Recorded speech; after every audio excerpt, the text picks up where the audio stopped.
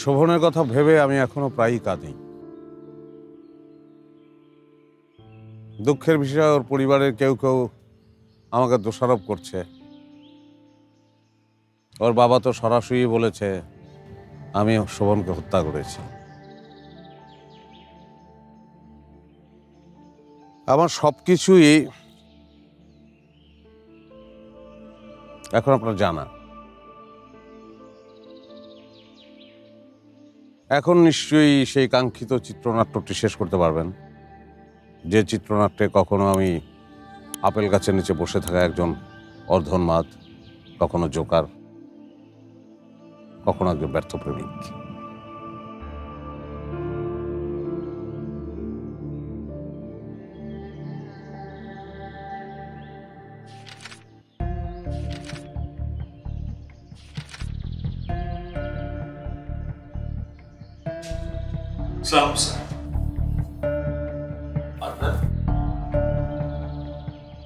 মানে মানে ওই যে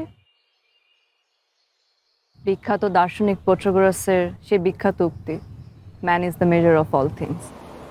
ব্যক্তি মানুষই সবকিছুর পরিমাপক। আপনার নিজস্ব মেজার কি বলে? শোভনের মৃত্যুর জন্য আপনি দায়ী? আমার সবচেয়ে কাছের বন্ধু শোভন, একমাত্র বন্ধু। বললামই তো, বাবা মার পরে ওই ছিল আমার সবচেয়ে আপন। আর সেই আপন মানুষটার সাথে আপনি প্রতারণা করলেন।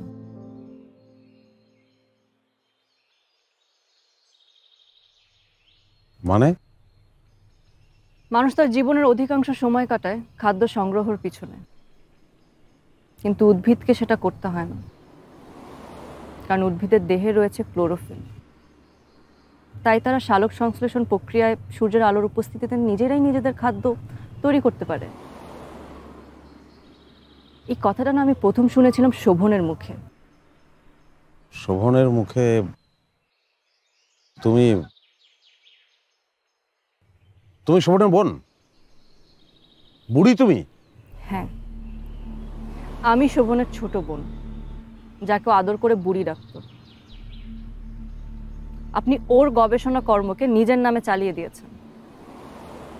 কি বলছো তুমি এসব? ও যখন রাজি হয়নি তখন আপনি শোভনকে খুন করেছেন।